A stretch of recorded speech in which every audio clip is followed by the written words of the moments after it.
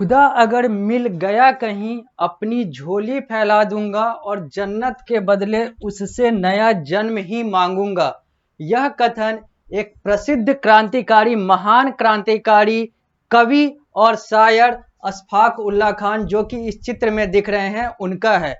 यह कथन यह दर्शाता है कि राष्ट्रवाद यानी कि अंग्रेजी में नेशनलिज्म जो है वह कितना बड़ा शब्द हो जाता है, क्योंकि यह इंसान जिसके धर्म में दूसरे जन्म का कोई प्रावधान नहीं है, वह इंसान सिर्फ देश के लिए यह कह रहा है कि अगर मरने के बाद अगर उसको भगवान यानी कि खुदा से मुलाकात होती भी है तो वो यही कहेगा कि मुझे जन्नत नहीं, मुझे एक नया जन्म दे दो ताकि मैं भारत माता को आजाद करा सकूं, स्वतंत्र करा सकूं। यह उस व्यक्ति का कथन है जो कि स्वतंत्रता संग्राम यानी कि भारत के स्वतंत्रता संग्राम के लिए लड़ रहा था, और यह वो इंसान है जो भारत की स्वतंत्रता से पहले मारा गया था उसी स्वतंत्रता संग्राम के युद्ध में। यानी कि यह कथन अपने आप में दर्शाता है कि राष्ट्रवाद जो है, अंग्रेजी में नेशनलिज्म जो है, वह कितना बड़ा चीज है, कितनी बड़ी बात है। और इसी आधार पे मैं अब एक नया चैप्टर जो कि आप लोगों को आपके क्लास यानी कि क्लास 8 में, कक्षा 8 में पढ़ना है, द नेशनलिस्ट मूवमेंट, यानी कि अपने देश का जो राष्ट्रवादी जो आंदोलन था उसके बारे में अब हम लोग इस अध्याय में पढ़ेंगे, जो कि आप लोगों को पढ़ना है क्लास 8 में। और हम लोग इसको पारस प्रकाशन के पुस्तक के अनुसार पढ़ेंगे। तो अशफाक उल्लाह खान के इस कथन को लेते हुए, इनको श्रद्धांजलि देते हुए, इनको सम्मान देते हुए अब हम लोग शुरू करते हैं अपने चैप्टर को, जहां पर हम लोग पढ़ेंगे द नेशनलिस्ट मूवमेंट, यानी कि भारत का वह राष्ट्रवादी आंदोलन जो कि भारतीय स्वतंत्रता के लिए, भारतीय आजादी के लिए, भारतीय इंडिपेंडेंस के लिए हुआ और जिससे भारत को स्वतंत्रता मिली। अब सबसे पहली बात आती है स्वतंत्रता की। सबसे पहली बात आती है, जब बात आती है स्वतंत्रता की, तो बात आती है कि अगर हम स्वतंत्र हुए तो हम कहीं ना कहीं किसी ना किसी के गुलाम होंगे।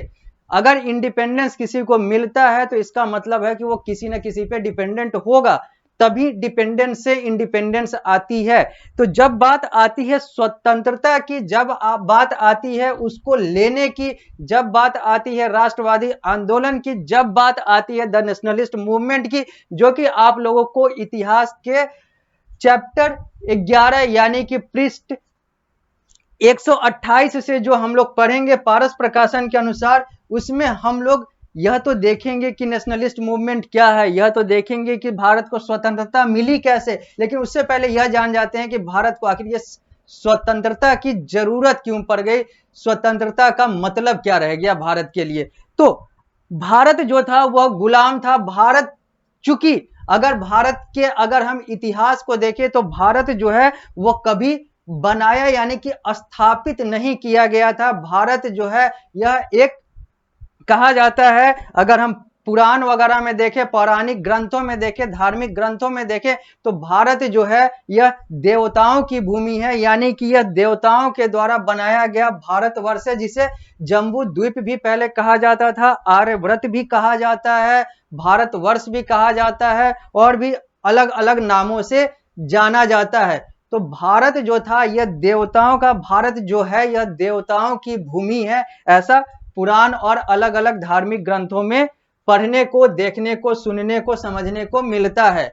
अब बात करते हैं कि हमारा जो पूरा दुनिया है यह 4 युगों में विभाजित है। सबसे पहले जो युग आता है वह आता है सत्य युग, जिसको सतयुग भी कहते हैं। फिर हम लोग त्रेता युग में आते हैं, फिर उसके बाद आता है द्वापर युग, और अभी जो हमारा युग है वो कली युग है, जिसको हम लोग कलयुग भी कहते हैं। और फिर यह युग जब समाप्त होगा तो फिर हम लोग सत्य युग यानी कि सतयुग में आ जाएंगे। युग होता है 4, और इन चारों युगों को मिलाकर महायुग होता है, और यह जब कलयुग समाप्त हो जाएगा तो फिर महायुग की समाप्ति हो जाएगी, और महायुग के समाप्ति के बाद फिर एक नया युग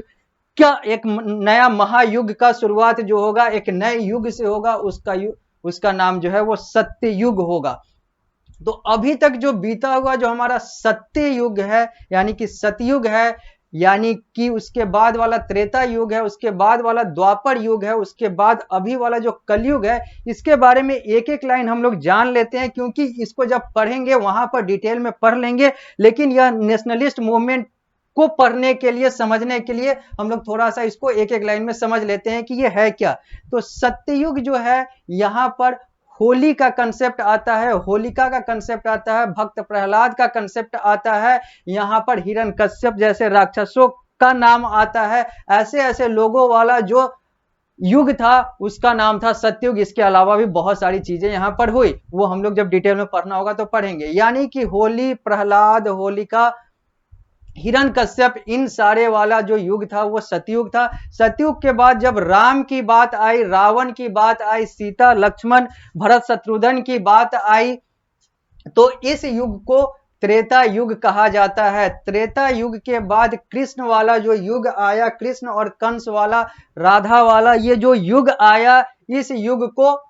द्वापर युग, जिसमें महाभारत भी हुआ, ये जो युग था ये द्वापर युग। और द्वापर युग के बाद जो हम लोग वाला, यानी कि गौतम बुद्ध वाला, महावीर वाला जो युग है, यह जो है यह द्वापर, यह जो है यह कलियुग है जिसमें हम लोग हैं। तो यानी कि प्रहलाद वाला युग जो था वो सतयुग था, उसके बाद राम वाला जो युग था वो त्रेता था, कृष्ण वाला जो युग था वो द्वापर था, और अभी वाला जो युग है जिसमें हम लोग हैं, जिसमें गौतम बुद्ध हुए, जिसमें सिद्धार्थ गौतम गौतम बुद्ध बन गए, महावीर और इन सारे लोगों की उत्पत्ति हुई, यह जो है यह कली युग है। अब इसका डिस्कशन यहां पर क्यों, इस नेशनलिस्ट मूवमेंट में क्यों? तो यहां पर इसलिए क्योंकि यह जो नेशनलिस्ट मूवमेंट है, यह जो राष्ट्रवादी आंदोलन की बात करेंगे, यहां पर जो भारत के स्वतंत्रता की बात करेंगे, तो यहां पर भारत की गुलामी को जानना जरूरी है कि आखिर हम गुलाम हुए तभी तो स्वतंत्र हुए। तो जहां तक बात आती है बाकी तीनों युगों की, कलयुग के पहले वाले तीनों युगों की, जिसमें सत्ययुग आता है, त्रेता युग आता है और द्वापर युग आता है, यहां पर धर्म का मतलब जो था वो कर्तव्य था। यहां पे धर्म का मतलब जो था वो ड्यूटी था। यहां पे धर्म का मतलब जो था वो रिस्पॉन्सिबिलिटी था। और यहां पर लोग जो थे वो या तो भगवान को मानने वाले थे या तो भगवान को नहीं मानने वाले थे, या तो राक्षस थे या तो देवता थे, या फिर देवताओं के भक्त थे, या फिर राक्षसों की अपनी सेना होती थी। यानी कि जो लोग थे वो एक देवता, राक्षस और इनके इर्द गिर्द सारा कंसेप्ट चलता था। लेकिन जब द्वापर की समाप्ति हुई, यानी कि महाभारत काल के बाद जब हम लोग कली युग में आए, तो यह जो धर्म था, जो कर्तव्य था, यह रिलीजन में कन्वर्ट हो गया, जिसको आज हम लोग धर्म कहते हैं। इसका सही अर्थ जो है, सही शाब्दिक अर्थ जो है वो अगर हम देखेंगे तो इसका मतलब कर्तव्य होता है। लेकिन आज जो यह धर्म है, कली युग में जो धर्म है, यह धर्म जो है ये रिलीजन है। और यह रिलीजन जो है उसी बाकी तीनों युगों से टूटकर, उसी सनातन पद्धति से टूटकर आज जो रिलीजन है वो हिंदू बन चुका है, तो इस्लाम बन चुका है, तो सिख बन चुका है, तो ईसाई बन चुका है। ऐसे करके अलग अलग धर्म बन चुके हैं। जो आज धर्म कहला रहे हैं वो रिलीजन है, और धर्म का वास्तविक अर्थ जो है वह कर्तव्य है। तो यह जो कली युग आया, तो कली युग में क्या हुआ कि कली युग में जो धर्म कर्तव्य वाला था वो धर्म जो है वो रिलीजन में कन्वर्ट हो गया, बदल गया। और जो एक पद्धति जो चली आ रही थी, जो सनातन पद्धति चली आ रही थी, वह जो है वो अलग अलग हिस्सों में बट गया, इसके अलग अलग खंड बन गए। कोई हिंदू बन गया रिलीजन के नाम पे, तो कोई मुस्लिम बन गया, तो कोई ईसाई बन गया, कोई यहूदी बन गया, कोई बाद में चल के सिख बन गया, फिर बौद्ध बन गया, फिर जैन बन गया। ये सारे रिलीजन आ गए, और इसी रिलीजन के आधार पर भारत पर सबसे पहले जो आक्रमण हुआ वो इस्लाम धर्म का, यानी कि मुस्लिम रिलीजन का, यानी कि मुस्लिम धर्म का सबसे पहले आक्रमण जो है वो भारत पर हुआ। और कोई किसी को तभी कब्जे में लेना चाहता है, कोई किसी पर तभी आक्रमण करता है नकारात्मक रूप से, क्योंकि आक्रमण अपने आप में एक नकारात्मक शब्द है। कोई किसी पर तभी आक्रमण करता है जब उसको वहां पर कुछ पाने को होता है, जब उसको दिखता है कि वहां पर कुछ है। और भारत के बारे में कहा जाता है कहा जाता है कि भारत जो है पुराने समय में सोने की चिड़िया थी, यानी कि भारत में बहुत कुछ था। बस सोने की चिड़िया का मतलब ये नहीं था कि भारत एक चिड़िया थी और उड़ती थी, सोने का पंख था। सोने की चिड़िया का मतलब है कि भारत के पास रिसोर्सेस, संसाधन बहुत सारे थे, जिसके कारण से सभी लोगों का आंख जो है, सभी बाहरी लोगों का आंख जो है वो भारत पर टिका रहता था कि भारत से कैसे इन सारे संसाधन को लिया जा सके, लूटा जा सके, ये सारा कुछ करा जा सके। तो सबसे पहले जो भारत पर आधिकारिक रूप से जो लूटने भारत को आए, उनका नाम मुगल था, जो कि आप लोग पारस प्रकाशन के अनुसार चैप्टर 5 यानी कि आप चैप्टर 5 में मुगलों के बारे में पढ़े होंगे। जब आप क्लास 5 में आप पढ़े होंगे, जब आप क्लास 5 में थे तो आप लोगों को मुगलों के बारे में पढ़ाया गया था, और वहां से कंसेप्ट आता है कि भारत में सबसे पहले मुगलों का शासन आया, यानी कि मुगल जो है, यानी कि मुस्लिम जो है, वो खुद में मुस्लिम नहीं थे, वो खुद कन्वर्टेड मुस्लिम थे, जो तैमूर और अलग अलग वंश से जुड़े हुए थे, मंगोल साम्राज्य से जुड़े हुए थे, जिनका वंश जो था वो मुगल था, जो अपने आप में कन्वर्ट होके इस्लामिक बना था, मुस्लिम बना था, और सबसे पहले भारत पर आधिकारिक रूप से मुगलों का शासन था, जो लगभग 250 साल तक भारत को, जिसने लगभग 250 सालों तक भारत को लूटा, भारत के संपदा को भी लूटा और भारत के धर्म को भी लूटा, और धर्म के लोगों को अपने धर्म में परिवर्तित करता चला गया। बहुत सारे लोग परिवर्तित हो गए, बहुत सारे लोग बच गए। इसके बाद जब मुगल जब शासन कर रहे थे, तो मुगलों के बाद जब मुगल का शासन खत्म हुआ, अब कैसे खत्म हुआ ये सारा कुछ आप लोगों ने क्लास 5 में पढ़ा है, वहां से आप रिकॉल कर सकते हैं, वहां से आप स्मरण कर सकते हैं, या फिर उसको फिर से देख सकते हैं मुगलों के बारे में। तो जब मुगल आए और मुगल गए, तो मुगल के जाने के बाद भारत पर किसका शासन आया? तो ईसाइयों का शासन आया, यानी कि मुस्लिमों के जाने के बाद भारत को ईसाइयों ने लूटा। ईसाइयों ने भारत को बस धार्मिक रूप से नहीं लूटा, ईसाइयों ने भारत को व्यापारिक रूप से लूटा। क्रिश्चियंस, जिसको अंग्रेजी में क्रिश्चियन कहते हैं, हिंदी में ईसाई कहते हैं, ईसाइयों ने भारत को व्यापारिक रूप से लूटा। और जब मुगल गए तो ईसाई आए, यानी कि जब मुगल गए तो ईस्ट इंडिया कंपनी का भारत पर शासन हुआ, इंग्लैंड ब्रिटेन का भारत पे शासन हुआ। इंग्लैंड, ब्रिटेन, यूनाइटेड किंगडम, इन सब में क्या अंतर है ये हम लोग जब इसके बारे में पढ़ेंगे तो देखेंगे। लेकिन यहां पर बस इतना जान लेते हैं कि मुगल जब भारत को गुलाम बनाए हुए थे, जब मुगल गए, मुगल का पतन हुआ, तो भारत पर आधिकारिक रूप से सबसे बड़ा जो शासन था, जिसने भारत को लूटने का कार्य किया, धार्मिक रूप से तो कम लूटा लेकिन व्यापारिक रूप से ज्यादा लूटा, वो ईस्ट इंडिया कंपनी यानी कि ईसाइयों का शासन आया। और फिर ईसाई का शासन ही, ईसाई ने ही भारत पर 1947 यानी कि हमारे स्वतंत्रता तक ईसाइयों का शासन यानी कि ईस्ट इंडिया कंपनी का शासन रहा। तो यह जो द नेशनलिस्ट मूवमेंट है, यह अधिकांश रूप से, मुख्य रूप से ये ईसाइयों के खिलाफ यानी कि ईस्ट इंडिया कंपनी के खिलाफ यानी कि अंग्रेजों के खिलाफ भारतीयों का, भारतीय समाज का वह विद्रोह है, जो कि हम लोगों को इस चैप्टर में पढ़ना है। और मैं the Mohit Shrivastava, social science teacher, इस चैप्टर में इन सारे चीजों के बारे में बताऊंगा और यह समझाऊंगा कि यह नेशनलिस्ट मूवमेंट है क्या। अभी तो मैं बैकग्राउंड पर था कि आखिर यह नेशनलिस्ट मूवमेंट का कंसेप्ट आया तो आया कहां से। अब हम लोग देखेंगे कि इस नेशनलिस्ट मूवमेंट में, इस राष्ट्रवादी आंदोलन में कैसे कैसे भारतीयों ने अंग्रेजों के खिलाफ लड़ाई लड़ी, क्योंकि अंग्रेज ही थे जहां से हम लोगों को स्वतंत्रता मिली, यानी कि अंग्रेज का शासन खत्म हुआ, तब भारतीयों का यानी कि भारत के लोगों का शासन आया, जो कि वर्ष 1947 में आया। तो अब हम लोग इस चैप्टर पर आते हैं, इस अध्याय पर आते हैं, अध्याय संख्या 11 को शुरू करते हैं,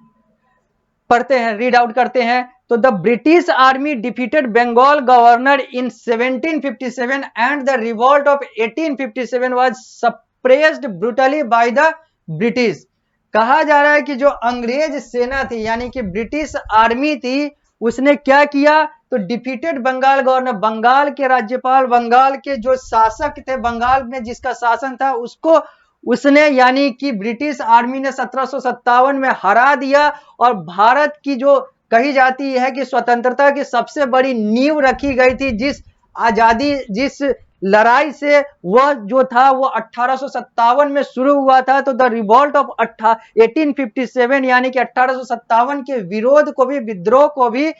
बहुत बहुत बहुत गंदे तरीके से ब्रिटिश आर्मी ने उसको भी दबाने का कार्य किया, लोगों को मारने का कार्य किया। बहुत बुरी तरीके से ब्रिटिश आर्मी ने पहले तो बंगाल के गवर्नर को 1757 में हराया, और उसके बाद 1857 में जब भारत का स्वतंत्रता संग्राम का जो मुख्य नींव रखने वाला जो विद्रोह शुरू हुआ था, उसको भी ब्रिटिश आर्मी ने और ब्रिटिशर्स ने ब्रूटली यानी कि बहुत बुरे तरीके से उसको रोकने का कार्य किया। ब्रूटली का मतलब यहां पर हुआ कि नरसंहार और बहुत सारी चीजें यहां पर हुई 1857 के विद्रोह को रोकने के लिए। आगे, the economic exploitation, denial of political reasons, racial discrimination, the press act 1878 and arms act 1879 continued the light of liberty among the heart of Indians. अब यहां पर लिखा हुआ है कि द इकोनॉमिक एक्सप्लॉयटेशन, जो भारतीयों का आर्थिक रूप से शोषण हुआ, एक्सप्लॉयटेशन को शोषण कहते हैं। डिनायल ऑफ पॉलिटिकल रीजन, अगर हम बात करें राजनीतिक तौर पे, तो राजनीतिक तौर पर भी भारतीयों को बहुत सारे चीजों से वंचित रखा गया। रेशियल डिस्क्रिमिनेशन, पक्षपात हुआ, यहां पर नस्ल भेदी बहुत सारी चीजें हुई, क्योंकि यहां पर अंग्रेज अपने आप को रंग के आधार पे और बहुत सारे चीजों के आधार पर अपने आप को सुपीरियर मानते थे और भारत के लोगों को इंफीरियर मानते थे। वो अपने आप को गोरे कहते थे, भारत के लोगों को काले कहते थे। हालांकि यहां पर मैं स्पष्ट कर देना चाहता हूं कि रंग के अनुसार कोई बड़ा या छोटा, कोई अच्छा या खराब नहीं होता, और यह नहीं कह सकते और यह नहीं कहा जा सकता है कि जो गोरा है वो बेहतर है, जो काला है वो खराब है, और जो गोरा है वह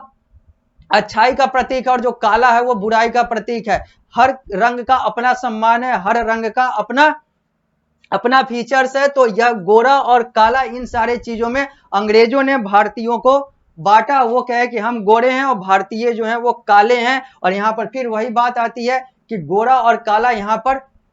जो डिस्क्रिमिनेशन था इसकी शुरुआत या फिर इसकी जो नींव जो है यह भी अंग्रेजों ने रखी। तो क्या क्या था कि आर्थिक रूप से जो एक्सप्लॉयटेशन हुआ, शोषण हुआ भारतीयों का, पॉलिटिकली इन लोगों को इग्नोर किया गया। रेशियल डिस्क्रिमिनेशन, नस्ल भेदी जो है वो भेदभाव हुआ। इसके बाद द प्रेस एक्ट 1878 1878 का प्रेस कानून, और आर्म्स एक्ट 1879 और आर्म्स का जो कानून था 1879 का कंटिन्यूड। इन सारे चीजों के आधार पर भारत के और भारतीयों के दिल में अब एक बहुत बड़ा गुस्सा आ गया था, बहुत बड़ा विद्रोह आ गया था अंग्रेजों के खिलाफ। और कहीं ना कहीं कहा जाता है कि इन सारे चीजों ने जब इकट्ठे भारतीयों को जगाने का कार्य किया, भारतीयों को झकझोरने का कार्य किया, तो यहीं से 1857 का विद्रोह का नींव रखा गया। और 1857 के विद्रोह के नींव के आधार पर ही इन सारे चीजों को आगे बढ़ाया गया, और भारत के लोगों ने अंग्रेजों के खिलाफ यानी कि ईसाइयों के खिलाफ अपना अंतिम बैटल यानी कि अंतिम युद्ध शुरू किया। और इस युद्ध का परिणाम जो है वर्ष 1947, वर्ष 1947 यानी कि 1857 से 1947 की बात करें तो 90 साल, यह जो अंतिम युद्ध की जो शुरुआत हुई 1857 में, जिसको रिवॉल्ट ऑफ 1857 या मंगल पांडे से इसको जोड़ा जाता है, इसकी जब शुरुआत हुई तो मात्र 90 साल लगे उस अंग्रेज को भगाने में जो कि भारत पर कब्जा किए हुए थे और भारत पर शासन कर रहे थे। तो यहां पर इस लाइन, इस पैराग्राफ में हम लोगों को यही समझने को मिलता है, यही देखने को मिलता है कि चाहे वो बंगाल के गवर्नर हो, चाहे वो रिवॉल्ट ऑफ 1857 हो, इकोनॉमिक एक्सप्लॉयटेशन हो, डिनायल ऑफ पॉलिटिकल रीजन्स हो, रेशियल डिस्क्रिमिनेशन हो, प्रेस एक्ट 1878 हो, आर्म्स एक्ट 1879 हो और बहुत सारी चीजें हो, इन सारे चीजों ने मिलकर भारत के लोगों में वह अलख जगाई, वह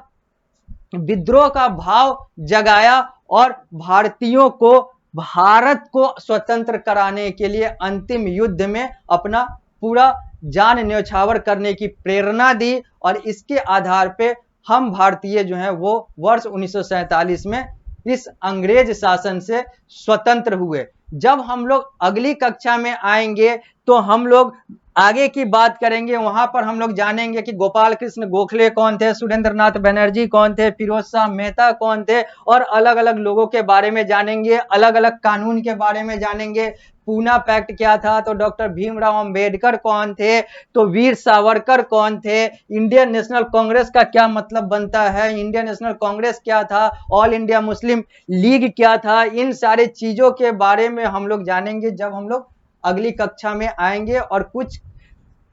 इन सारे चीजों के बारे में जानते हुए हम लोग इस चैप्टर को कंप्लीट करेंगे और फिर लास्ट में हम लोग बहुत सारे क्वेश्चंस आंसर करेंगे। तो यह हम लोग का